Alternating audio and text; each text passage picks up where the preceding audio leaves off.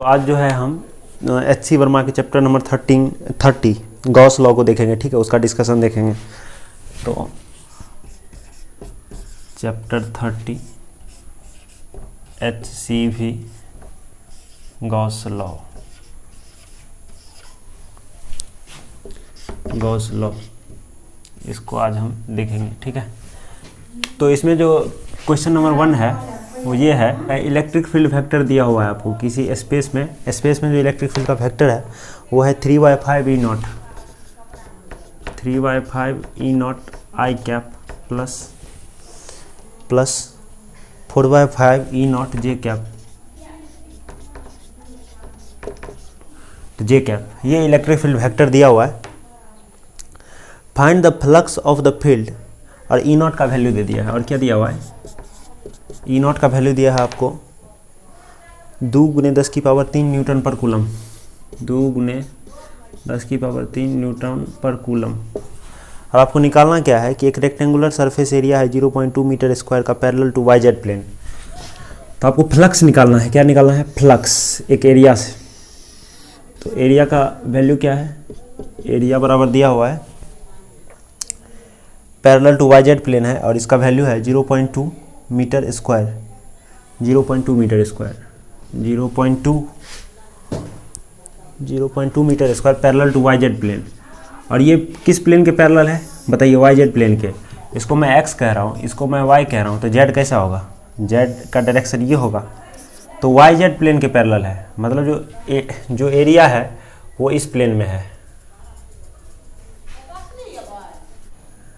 तो ये देखिए, ये X एक्सिस है, ये Y एक्सिस है और इसको मैं Z एक्सिस कहा हूँ। तो YZ प्लेन किस तरह होगा?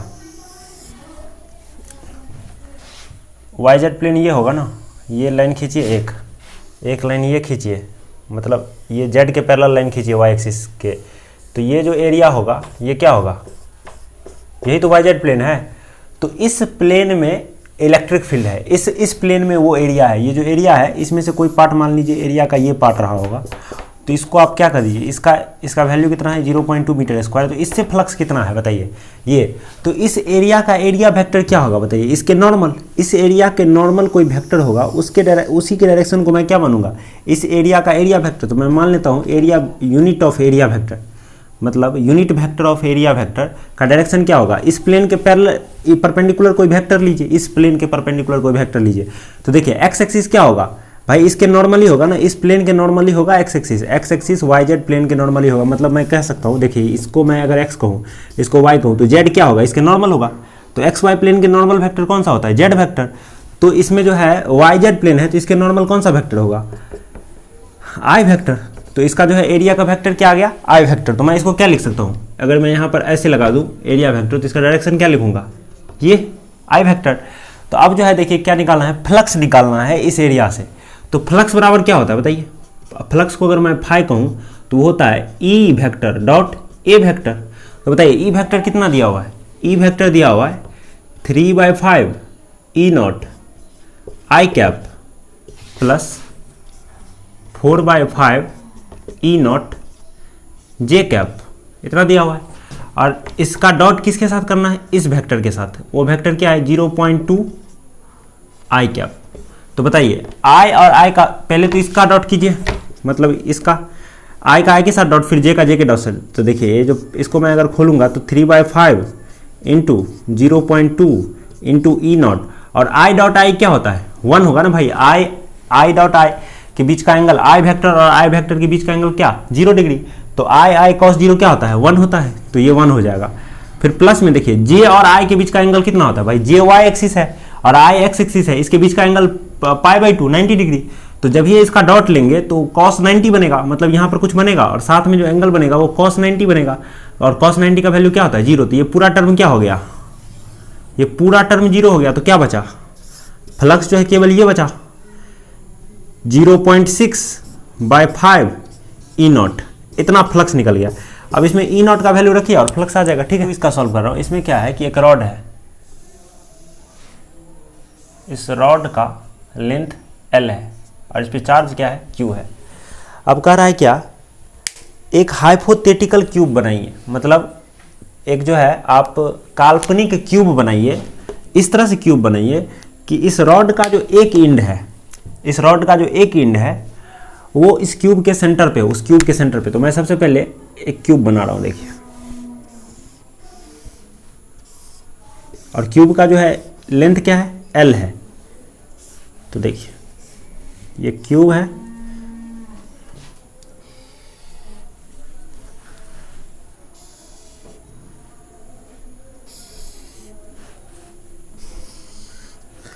ये क्यूब का लेंथ L है। अब कह रहा है क्या कि इस क्यूब का सेंटर होगा बॉडी सेंटर, मतलब इसका अगर मैं दो बॉडी डायगोनल खींचूं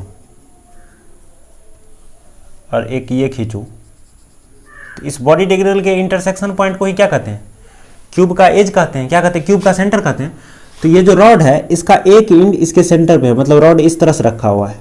तो देखिए कह रहा है कि मिनिमम फ्लक्स कितना पास होगा। तो देखिए गॉस लॉ कहता है कि किसी भी क्लोज सरफेस में अगर चार्ज क्यू रखा हो तो उससे जो फ्लक्स पास होता है, मतलब फाई जो पास होता है, वो Q by epsilon not pass होता है।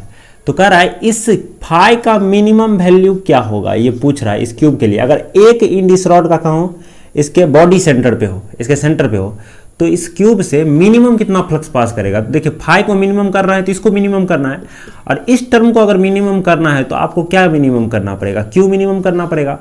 अब देखिए रॉड को आप क्यू कैसे मिनिमम कर सकते हैं, इस रॉड पे बिखरा हुआ है charge Q Q Q Q Q Q, तो इसका lambda charge per unit length कितना होगा इस रॉड का, बताइए लेमडा क्या होगा, क्यू बाय एल। प्रत्येक यूनिट लेंथ पर चार्ज कितना है, क्यू। तो अब देखिए मैं कोशिश करता हूं कि रॉड को किस तरह से रखूं इस क्यूब में ताकि इसका कम लेंथ इसके अंदर हो और बाकी लेंथ बाहर हो। तो देखिए अगर मैं एक बार के लिए इसको मैं कैसे बताऊं कि देखिए मैं मान लेता हूं इसका एक फेस है, क्या है, ये फेस है, ये वाला फेस है इस क्यूब का। सेंटर यहां से L/2 दूरी पे होगा, यहां पे स्पेस में। मैं अगर ये इसको मैं कहूं तो ये L/2 दूरी पर मान लेता हूं मैं, ये L/2 दूरी पर ये पॉइंट है। तो ये क्या होगा, यहां पर रॉड का एक एंड रखा हुआ है, तो यहां पर अगर आप रॉड के एक एंड को रखते हैं और इस तरह से रखते हैं कि इसके परपेंडिकुलर हो इस फेस के, इस रॉड को, तो क्या होगा L/2 ही रॉड के अंदर आएगा। मतलब क्यूब के अंदर कितना आएगा रॉड का पार्ट, L/2, क्योंकि यहां से L/2 के आगे जब ये जाएगा रॉड तो क्यूब के बाहर हो जाएगा रॉड, तो L/2 उसके बाहर होगा और L/2 अंदर होगा। तो अच्छा एक चीज तो समझ गए हम कि अगर ऐसे रखें रॉड को, ये इस फेस पे नॉर्मली है, अगर ऐसे रखें इस रॉड को तो L/2 इसके अंदर आएगा क्यूब के अंदर, और L/2 3D में थोड़ा इमेजिनेशन करने में, बोर्ड पे बनाने में भी दिक्कत हो रहा है, और L/2 बाहर होगा।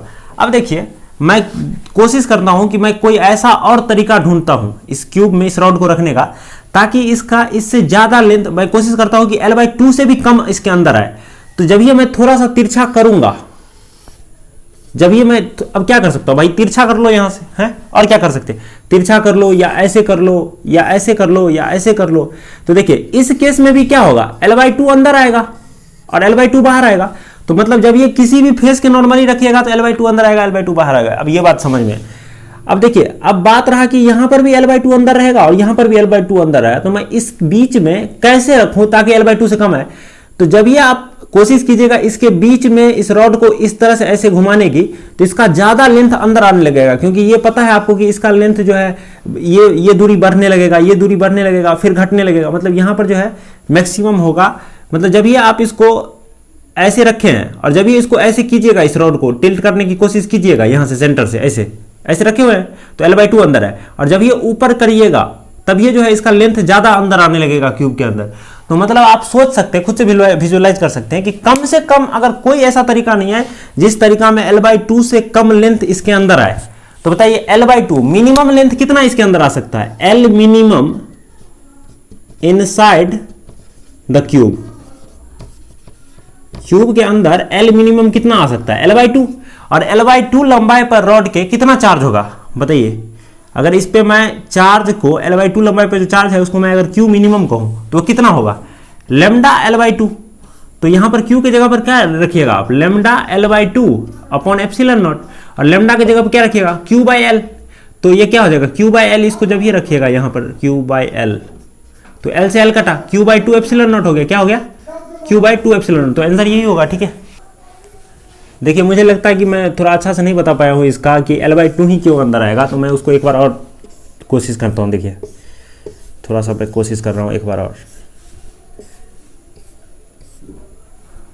मुझे आप बताइए कि इस क्यूब के जो बॉडी सेंटर में कोई पॉइंट है, बॉडी सेंटर में जो पॉइंट है उसका यहां से कितना दूरी होता है भाई? यहां से √3a/2 दूरी होता है। कितना? √3a/2, √3a/2, यहां से √3a/2 दूरी होता है, और यहां से भी √3a/2 दूरी होता है। मतलब हर एक कॉर्नर से कितना दूरी होता है इस पॉइंट का, बॉडी सेंटर का? √3a/2।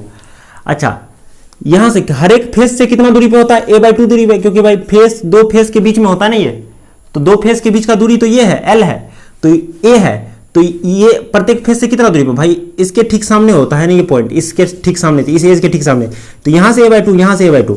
तो मतलब देखिए, तो आप हमको कोई दो इस बॉडी सेंटर से एक ऐसा पॉइंट चुन के बताइए जो a/2 से कम दूरी पे हो। इस क्यूब पे कोई ऐसा पॉइंट चुन के बताइए हमको जो a/2 से कम दूरी पे हो। तो जब आप सोचिएगा ना ये बात कि कोई पॉइंट मैं ऐसा खोजूं जो a/2 से कम दूरी पर हो इस क्यूब के बॉडी सेंटर से, इस पॉइंट से, तो आपको ऐसा कोई पॉइंट नहीं मिलेगा। इसीलिए a/2 ही दूरी मिनिमम दूरी हो सकता है, यानी कि l/2 ही अंदर आएगा। ठीक है, तीसरा सवाल में जो इस चैप्टर का है वो कह रहा है इसमें कि so that there can be no net charge in a region in which the electric field is uniform at all points. बोला है कि कोई रीजन है, मान लीजिए मैं इस बोर्ड के रीजन को वो रीजन मान लूँ, जहाँ पर इलेक्ट्रिक फील्ड क्या है? यूनिफॉर्म है। इस पॉइंट पर भी ई है, इस पॉइंट पर भी ई है, इस पॉइंट पर भी ई है, इस पॉइंट पर भी ई है, सब जगह इलेक्ट्रिक फील्ड का वैल्यू क्या है? ई है। तो आपको बताना है, शो करना है कि बताइए कि मतलब दिखाइए, दर्शाइए कि जो है इस रीजन में नेट चार्ज नहीं है।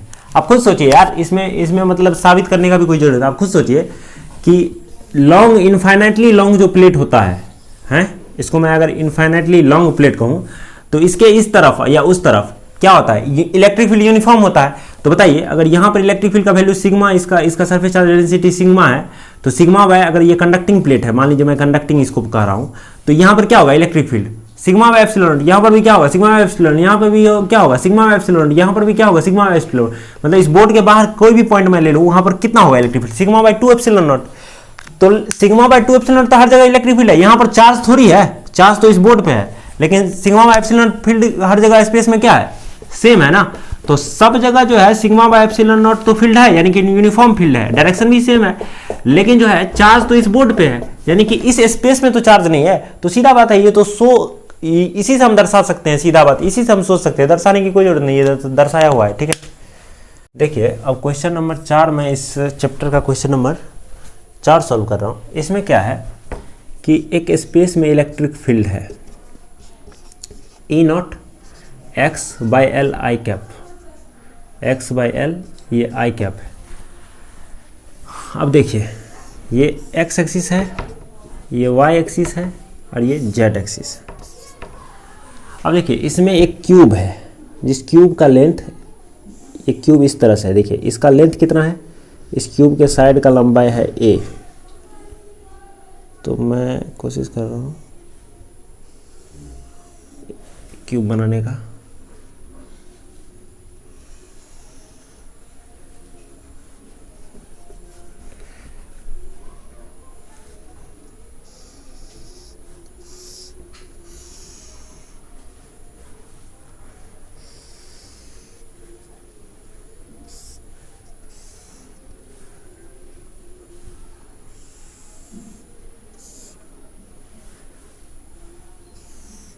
ये क्यूब बन गया, ये क्यूब है। देखिए ये a x बराबर a,0,0, इसी तरह से ये भी a है, ये भी a है। अब देखिए इस स्पेस में जो है इलेक्ट्रिक फील्ड आपको x के वथी में दे दिया है, x के रेशियो में दे दिया है, x के वथी में रेस्पेक्ट में, x के साथ इलेक्ट्रिक फील्ड चेंज हो रहा है। अब आपसे पूछ रहा है कि इस क्यूब के अंदर कितना चार्ज रखा हुआ है ये बताने के लिए। अब देखिए, अब आप कहिएगा कि अगर इस क्यूब के अंदर चार्ज Q है तो इसके वजह से इलेक्ट्रिक फील्ड लाइंस इस डायरेक्शन में भी होगा, इस डायरेक्शन में भी होगा, इस डायरेक्शन में भी हो सकता है, इस डायरेक्शन में भी होगा, सब डायरेक्शन में होगा भाई, इस क्यूब के अंदर है। तो आप कहिएगा कि कैसे जो है आप क्या किए ताकि ये केवल x में बचा, बाकी सब डायरेक्शन में 0 हो गया। तो ये आप नहीं सोचोगे, इस सवाल में आपको ये नहीं सोचना है कि ये कैसे आप हर डायरेक्शन का 0 कर दिए, ये नहीं हम सोचेंगे। क्यों नहीं सोचेंगे? क्योंकि अब प्रैक्टिकल एप्लीकेशन में हम नहीं सोच पा रहे हैं कि ऐसा क्या करें ताकि सब 0 हो। इसका मतलब ये थोड़ी है कि वास्तव में ऐसा कोई तरीका है ही नहीं, हम किसी तरह से रखें, तो ये सोचना ही नहीं है। तो अब आपको सोचना ये है कि देखिए, आपको सोचना ये है कि इस क्यूब से, इस क्यूब का जो 6 फेस है, इस क्यूब के अंदर कुछ चार्ज होगा और उसके वजह से कुछ फ्लक्स निकल रहा होगा, है। और जो रीजन में इलेक्ट्रिक फील्ड है वो जो बाहर में चार्ज है उसके वजह से, और जो अंदर में चार्ज रखा हुआ है उसका रिजल्टेंट इलेक्ट्रिक फील्ड है। ये जो इलेक्ट्रिक फील्ड है ये रिजल्टेंट इलेक्ट्रिक फील्ड है। जो क्यूब के अंदर जो चार्ज रखा हुआ था उसका ये जो इलेक्ट्रिक फील्ड है ये रिजल्टेंट इलेक्ट्रिक फील्ड है। ये कौन सा इलेक्ट्रिक फील्ड है? रिजल्टेंट इलेक्ट्रिक फील्ड है। जो इसके अंदर चार्ज अगर क्यू रखे हैं उसका, और बाहर में हम कैसे मेंटेन करे हैं चार्ज को रख करके, उसका रिजल्टेंट ये इलेक्ट्रिक फील्ड है। तो देखिए इसके वजह से जो फ्लक्स होगा वो, देखिए मैं इसके सेंटर से, बॉडी सेंटर से एरिया वेक्टर खींचूंगा तो क्या आएगा? सब बाहर आएगा। क्या आएगा? बाहर आएगा एरिया वेक्टर। माने क्या? हर एक फेस को छेद करके, ये अगर फेस ये है तो इस फेस को छेद करके एरिया वेक्टर क्यूब के अंदर से निकल रहा होगा हर जगह। तो देखिए, लेकिन इसका जब आप इस क्यूब का एरिया वेक्टर देखिएगा तो इस क्यूब का जो एरिया वेक्टर होगा उसमें केवल 2 फेस का एरिया वेक्टर, केवल जो 2 फेस है उसके एरिया वेक्टर और इसके एरिया, इस वेक्टर का डॉट 0 नहीं आएगा। बाकी सबका जो है, जैसे मान लीजिए इस फेस का मैं बात करूं, ये x है, ये y है, तो इस फेस का एरिया वेक्टर क्या आएगा बताइए? जेड कैप, के कैप आएगा। तो जब इस फेस का डॉट इस फेस का इसके साथ एरिया निकालिएगा, मतलब फाई निकालिएगा, इस फेस का मान के चलिए मैं निकालू फाई, वो क्या आएगा? ई वेक्टर डॉट ए वेक्टर। तो जब ई और ए का वेक्टर का डॉट करेंगे तो यहां पर किसका डॉट करना पड़ेगा? आई और के का। तो आई और के का डॉट कीजिएगा तो क्या आ जाएगा? 0 भाई, 0 आ जाएगा। तो इस फेस का ऐसे 0 आ जाएगा। इसी तरह से जो है हर फेस का 0 आ जाएगा। किस किस फेस का 0 नहीं आएगा? 2 फेस का 0 नहीं आएगा। वो कौन कौन सा फेस है? देखिए 2 फेस का 0 नहीं आएगा एरिया वेक्टर। एक तो ये वाला फेस,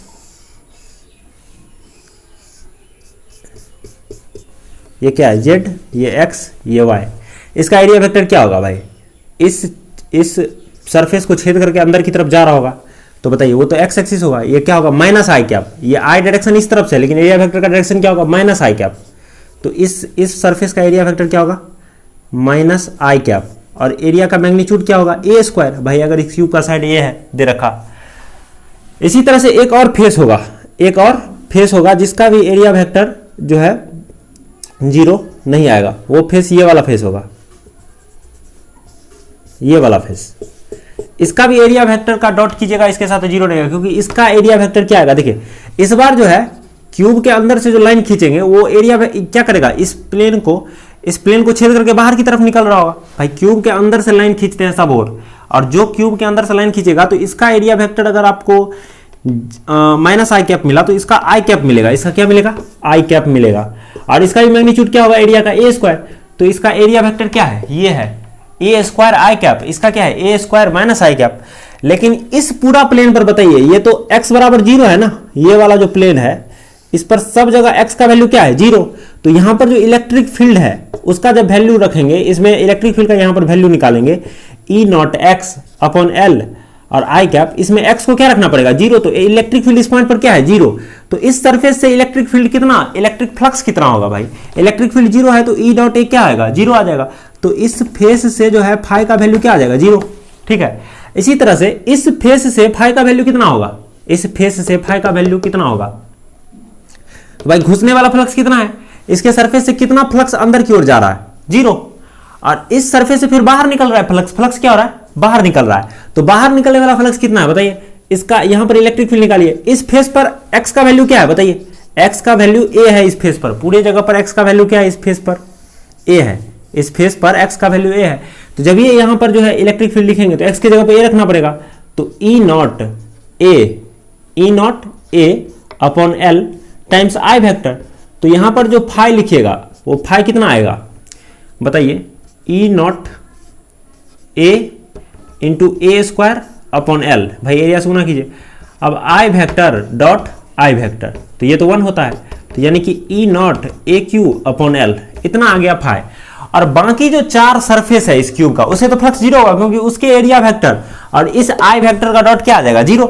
तो फ्लक्स कितना जा रहा है अंदर की तरफ? जो जा रहा है वो इतना जा रहा है ये फ्लक्स। और निकल कितना रहा है? इतना।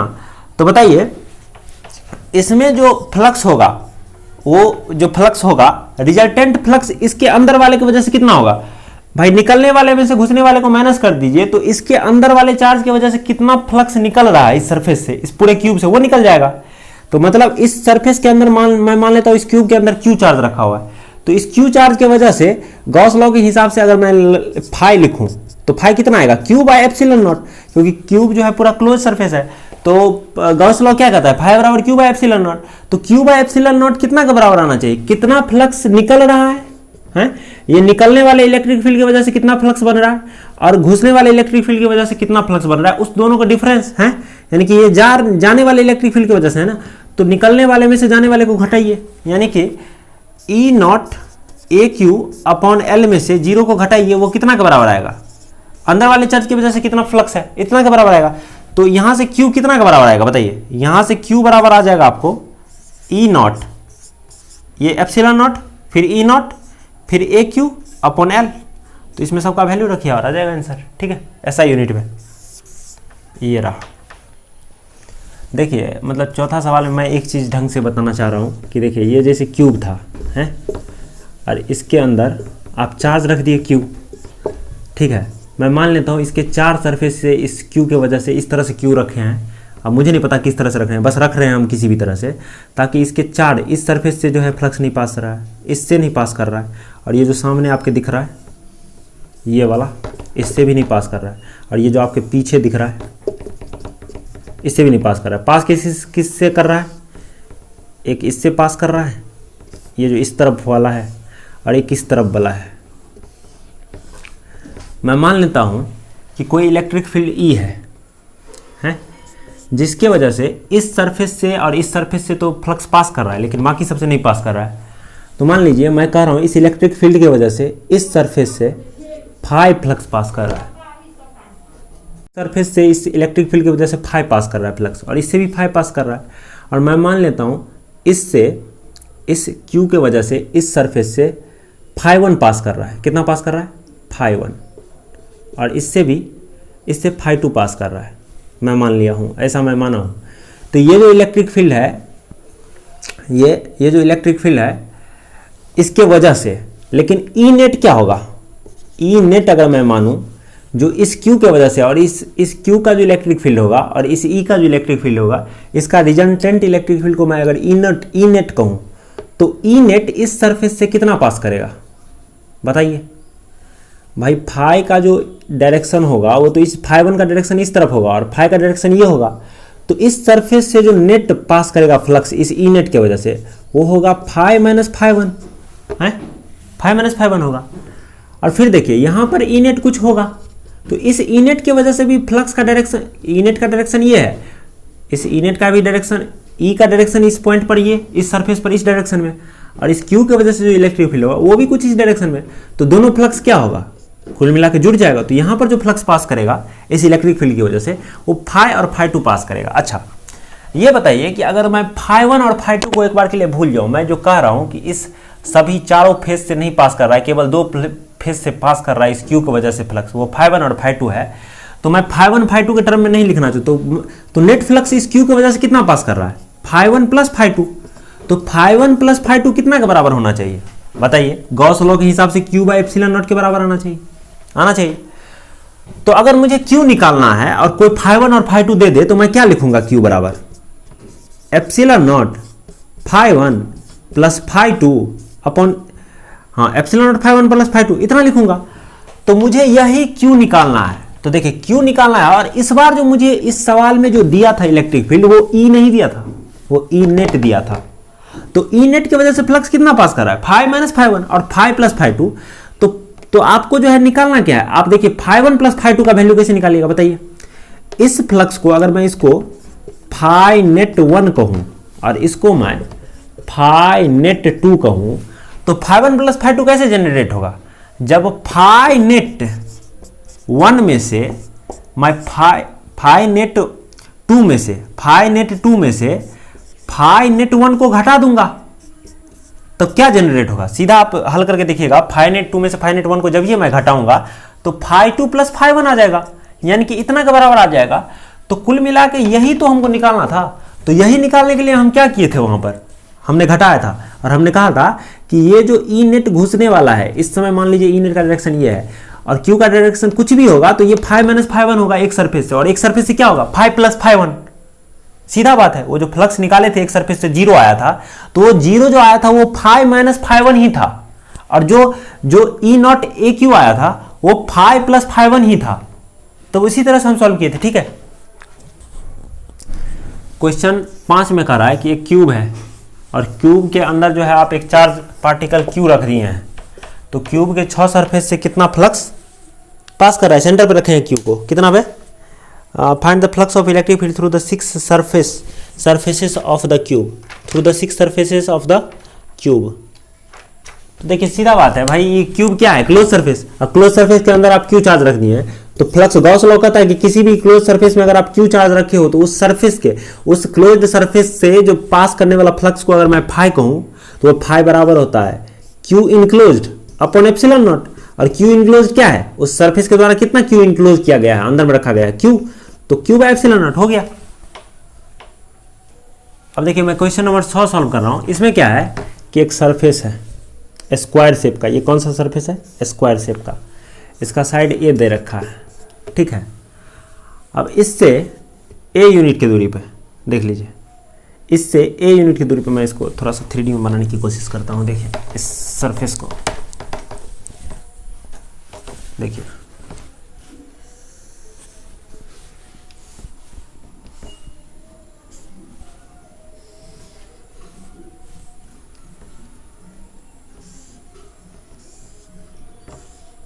ये स्क्वायर शेप का है, इसका एज लेंथ क्या है, ए है, तो इससे इसका एज लेंथ ए है। अब इससे ए यूनिट ऊपर देखिए, इसका सेंटर ये होगा मान लीजिए, तो इससे a/2 दूरी पे,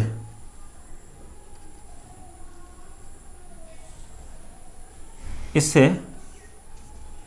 a/2 दूरी पे, ये कितना दूरी है a/2 इस फेस से, यहाँ पर आप क्यू चार्ज रख दिए और आपसे पूछ रहा है कि इस सरफेस से कितना फ्लक्स पास करेगा। तो सबसे पहले गॉस लॉ लगाना है, तो क्या करना पड़ेगा, पहले कोशिश कीजिए एक ऐसा शेप बनाने का, हाइपोथेटिकल शेप बनाने का, जिससे ये शेप, ये जो फेस दिया हुआ है वो फेस उस हाइपोथेटिकल शेप के किसी फेस का हिस्सा हो, और साथ ही साथ वो जो बनाना चाह रहे हैं हम जो चीज़ हाइपोथेटिकल वो क्लोज्ड हो। तो देखिए यहाँ पर जब ये स्क्वायर शेप दिया हुआ है प्लेट का, तो आपको सोचना चाहिए कि मैं एक क्यूब बनाने की कोशिश करूँ।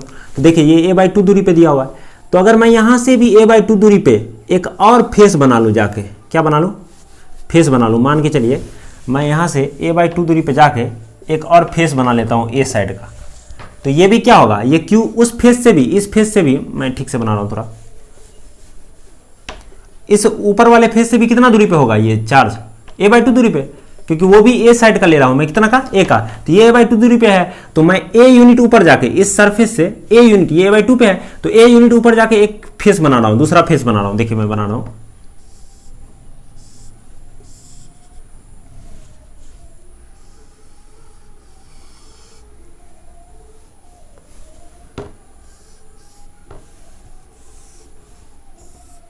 तो ये भी कितना होगा, ये जो क्यू चार्ज लिखे हैं वो इससे भी ए यूनिट की दूरी पे होगा।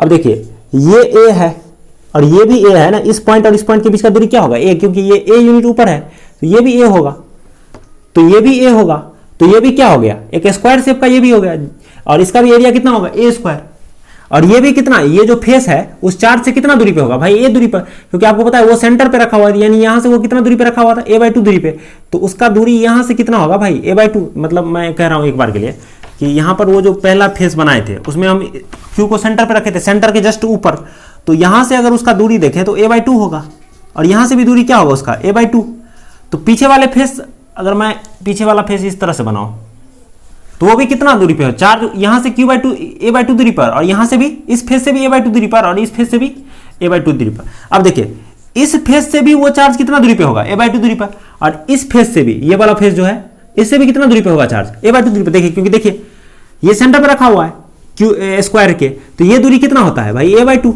और ये दूरी भी कितना a/2, तो अगर इससे a/2 दूरी पे है तो इससे भी तो चार्ज a/2 दूरी पे होगा, और इससे भी a/2 दूरी पे होगा, तो कुल मिला के सब फेस से कितना दूरी पे है चार्ज, a/2 दूरी पे। अब देखिए मैं मान लीजिए इस क्यूब को एक बार के घुमा करके इस क्यूब को एक बार मैं नचा लूं और इस वाले फेस को इस वाले फेस के सामने ले आऊं, तो भी पिछले केस की तरह ही सारा तो भी क्यू कितना दूरी पे रहेगा, इस फेस से a/2 दूरी पे रहेगा। मतलब आप अगर कुल मिला के मैं यहां पे खड़ा होकर देख रहा हूं तो मुझे जैसा दिख रहा है इस चार्ज के लिए और इस फेस का कंडीशन, वैसा ही मैं इधर जाके खड़ा होऊंगा तो भी दिखेगा और यहां जाके खड़ा होऊंगा। इसका मतलब इससे मैं कहना चाह रहा हूं क्या, इससे मैं ये कहना चाह रहा हूं कि अगर इस फेस से 5 फ्लक्स पास करेगा इस चार्ज की वजह से, इलेक्ट्रिक फील्ड होगा ना उसकी वजह से, तो इस फेस से भी 5 पास करेगा और नीचे वाले फेस से भी 5 पास करेगा और इस फेस से भी 5 पास करेगा और इस फेस से भी 5 पास करेगा। मतलब और ऊपर वाला फेस जो है ये वाला, उससे भी कितना पास करेगा, 5 पास करेगा। यानी कि हर एक फेस से कितना पास करेगा, 5। तो नेट फ्लक्स कितना पास करेगा भाई, सब फेस से 5 पास कर रहा है और 6 फेस है तो 6 फेस मिला के कितना पास करेगा, 6 तो ये 5 नेट है, ये क्या है 5 नेट। तो 5 नेट पास कर रहा है 6 फेस से 6 पास कर रहा है जो कि 5 नेट के बराबर है। और आपको पता है गॉस लॉ से 5 नेट कितना के बराबर होता है, charge include by Gaussian surface. और ये जो गॉसियन सरफेस हम क्यूब बनाए हैं इसके अंदर कितना चार्ज है, क्यू। तो क्यू बाय एप्सिलॉन नॉट ही तो 5 के बराबर आएगा, 5 बाय एप्सिलॉन नॉट के 6 के बराबर। तो हमको निकालना क्या था भाई, नीचे वाला जो सरफेस है इससे कितना फ्लक्स पास करेगा, यही तो निकालना था। तो वो तो हम पहले ही मान चुके हैं कि 5 पास करेगा, तो 5 निकाल लीजिए। तो 5 कैसे निकालिएगा, Q/6 एप्सिलॉन नॉट होगा, ठीक है, ये आंसर होगा। अब देखिए मैं क्वेश्चन नंबर 7 सॉल्व कर रहा हूं। इसमें क्या है, एक स्फेरिकल सरफेस है, इसका रेडियस r है, इसके अंदर में एक चार्ज Q रखा हुआ है जिसका वैल्यू दिया हुआ है 10⁻⁷ कूलम, 10⁻⁷ कूलम। तो ये Q रखा हुआ है और इसके बाहर भी एक चार्ज रखा हुआ है 2r दूरी पर, यहाँ से इस पॉइंट से 2r दूरी पर, तो ये स्फीयर के बाहर होगा। तो यहाँ पर भी एक चार्ज रखा हुआ है Q, ये चार्ज कितना है, ये भी चार्ज Q ही रखा हुआ है इसके बाहर और इसका वैल्यू है 10⁻⁷। और आपसे पूछ क्या रहा है, इसमें पूछ रहा है find the flux of electric field through the spherical surface. तो इस स्फेरिकल सरफेस से फ्लक्स कितना पास कर रहा है ये पूछना है। बताइए, गॉस लॉ कहता है कि फ्लक्स थ्रू स्फेरिकल सरफेस अगर फाई है तो वो फाई बराबर होता है Q enclosed upon epsilon not. तो इस सवाल में बस इतना चेक किया जा रहा है कि Q इनक्लोज्ड की जगह पर आप बताइए इस गॉसियन सरफेस के द्वारा कितना Q इनक्लोज किया जा रहा है, Q या 2Q। भाई Q इनक्लोज किया जा रहा है, Q तो बाहर है, तो यहाँ पर 2Q नहीं लिखना है, यहाँ पर Q लिखना है। तो बस यही चेक करना है इस सवाल में कि कौन Q लिख रहा है कौन 2Q लिख रहा है, ठीक है। तो Q लिखना है यहाँ पर, Q इनक्लोज कितना है इसमें, Q है, 2Q नहीं है, ठीक है। अब देखिए क्वेश्चन नंबर 8 में क्या कर रहा है कि एक हेमी स्फेरिकल सरफेस है, आधा स्फीयर को क्या कहते हैं, हेमी स्फेरिकल सेल, मतलब आधा स्फीयर है। तो देखिए आधा स्फीयर में बनाने की कोशिश कर रहा हूँ थोड़ा सा।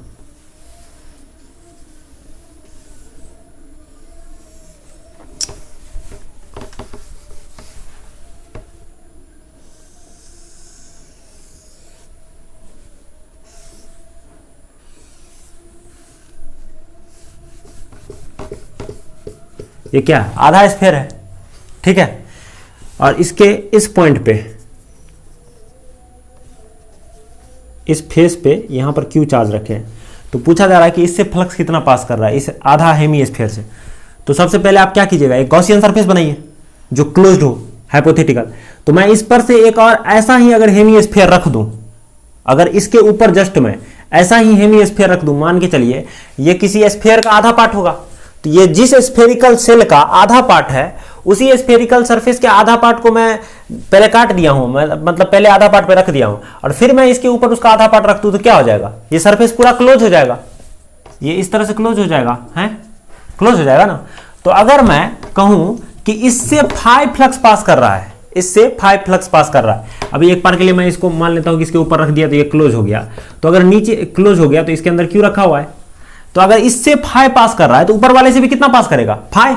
ऊपर वाले से भी कितना पास करेगा, जो हाइपोथेटिकल मैं रखूंगा उससे भी 5 पास करेगा।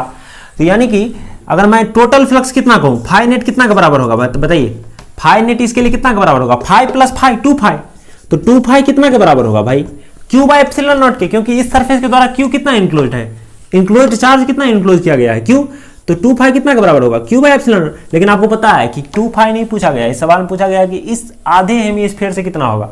तो सोचना यही था कि इससे अगर फाई पास करेगा तो ऊपर वाले से भी फाई पास करेगा। तो आंसर क्या देना है, फाई देना है, आंसर में फाई निकाल के देना है। तो बताइए उस इक्वेशन से फाई का वैल्यू क्या होगा, Q by 2 epsilon not phi का वैल्यू होगा। ठीक है, अब जो है देखिए मैं क्वेश्चन नंबर 9 सॉल्व कर रहा हूँ। इसमें क्या है, एक स्फीयर है, स्फीयर है, इसके अंदर मटेरियल है, मतलब बल्क है पूरा, इस स्फीयर मटेरियल से है, मतलब स्फेरिकल सेल नहीं है, पूरा स्फीयर है। इसका चार्ज पर मीटर क्यू दिया हुआ है, इस स्फीयर में प्रत्येक मीटर क्यू में चार्ज कितना है, उसको अगर मैं रो कहूँ तो रो का वैल्यू दे दिया हुआ है आपको 2 × 10⁻⁻⁴ कूलम पर मीटर क्यू, इतना दिया हुआ है रो, इतना दे दिया है रो। और आपसे पूछ रहा है कि एक पॉइंट है जो इस स्फीयर के अंदर में है और सेंटर से 4 सेंटीमीटर की दूरी पे है, यहाँ पर इलेक्ट्रिक फील्ड कितना होगा ये पूछना है।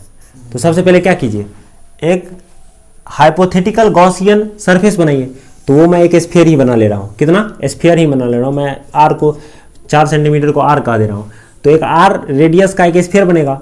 तो इससे कितना, मान लीजिए इससे फ्लक्स पास करने वाला अगर मैं फ्लक्स को लिखूँ, फ्लक्स कितना के बराबर होता है भाई, इसका जो यहाँ पर देखिए इलेक्ट्रिक फील्ड ऐसे निकल रहा होगा हर जगह से, तो इसके सरफेस से ये जो आपके पास दिया हुआ है स्फीयर, इसके सरफेस से, सरफेस का एरिया इलेक्ट्रिक फील्ड फाई कितना होगा, बताइए फाई कितना होगा भाई।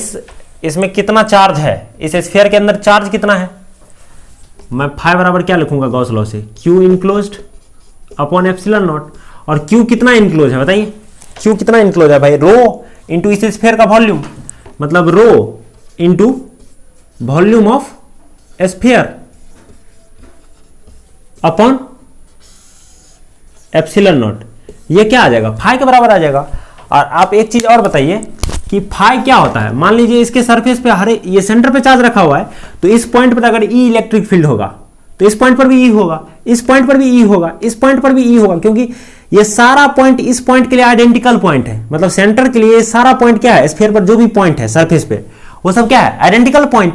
तो सब पॉइंट पर क्या होगा, इलेक्ट्रिक फील्ड ई ही होगा। और मैं मान लेता हूं हर पॉइंट पर इलेक्ट्रिक फील्ड इस डायरेक्शन में होगा, नॉर्मली होगा भाई, क्योंकि यहां से आपको पता है कि इलेक्ट्रिक फील्ड लाइन से ऐसे निकलेगा। तो इसके प्रत्येक सरफेस, प्रत्येक पॉइंट पर क्या होगा, एरिया वेक्टर से, एरिया वेक्टर भी ऐसे ही होगा। एरिया वेक्टर बनाइएगा स्फीयर का, तो सेंटर से एक लाइन खींचिए, वही एरिया वेक्टर होता है। तो एरिया वेक्टर और उस पॉइंट पर ई वेक्टर के बीच का एंगल कितना होगा, 0। तो अगर मैं इसको, फाई तो होता है ना भाई E vector dot A vector, तो ये कितना के बराबर होगा, rho into volume upon epsilon not. अच्छा वॉल्यूम को मैं क्या लिख सकता हूँ बताइए, वॉल्यूम की जगह पर मैं क्या लिखूँ, इस स्फीयर का वॉल्यूम कितना है 4/3 पाई आर क्यू, अगर रेडियस आर है, आर को मैं 4 सेंटीमीटर मान चुका हूँ, तो इतना अपॉन एप्सिलॉन नॉट है। तो बताइए अगर यहाँ पर ई होगा, अगर इस पॉइंट पर इलेक्ट्रिक फील्ड का वैल्यू ई होगा तो इस पॉइंट पर भी ई होगा, और उसका डायरेक्शन क्या होगा, ये होगा, क्योंकि आपको पता है कि electric field lines Q charge से कैसे निकलता है, इलेक्ट्रिक फील्ड लाइंस ऐसे निकलता है, ऐसे निकलता है, चारों तरफ ऐसे निकलता है। और एरिया वेक्टर भी कैसे होता है, किसी भी स्फीयर के सेंटर से अगर आपको एरिया वेक्टर इस पॉइंट पर निकालना है, तो यहाँ से एक लाइन खींचिए सेंटर से, तो सेंटर से जो लाइन खींचिएगा और यहाँ पर जो इलेक्ट्रिक फील्ड होगा वो भी तो ऐसे ही है। तो एरिया वेक्टर और इलेक्ट्रिक फील्ड वेक्टर के बीच का एंगल कितना है, 0 डिग्री। तो यहाँ पर ई डॉट ए को जो लिखे हैं आप ई ए कॉस 0 लिख सकते हैं, क्या लिख सकते हैं, ई ए कॉस 0। तो इस कॉस 0 को क्या लिख सकते हैं, 1 लिख सकते हैं। और इतना बराबर ये क्या है, 4ρ/3 pi R Q upon epsilon not, ये इतना है। अच्छा ए को क्या लिखिएगा, ए क्या है भाई, हर जगह पर ए, मतलब हर जगह के एरिया को जोड़ूंगा मैं, एक स्फीयर का एरिया, इसका एरिया कितना होता है सरफेस एरिया, 4πr², कितना होता है 4πr², अगर रेडियस आर हो। तो यहां पर एक जगह पर क्या लिखिएगा आप, एक जगह पर लिख सकते हैं आप 4πr² बराबर 4ρ pi R Q upon 3 epsilon not. देखिए 4πr² से कट जाएगा 4πr², 4 पाई, यहां पर आर बचेगा। तो मैं यहां से जो हूं इसको मैं क्या लिख सकता हूं, यहाँ पर इसको मैं लिख सकता हूँ, यहाँ पर क्या बचा, इस तरफ तो ई बचा और इस तरफ क्या बचा, इस तरफ बचा आपको ρr/3 एप्सिलॉन नॉट, क्या ρr/3 एप्सिलॉन नॉट। तो रो का वैल्यू रखिए, सरफेस रो का वैल्यू दिया हुआ है, आर का वैल्यू 4 सेंटीमीटर है, इसको मीटर बदल के रखिए, एप्सिलॉन नॉट का वैल्यू रखिए, ई आ जाएगा, ठीक है।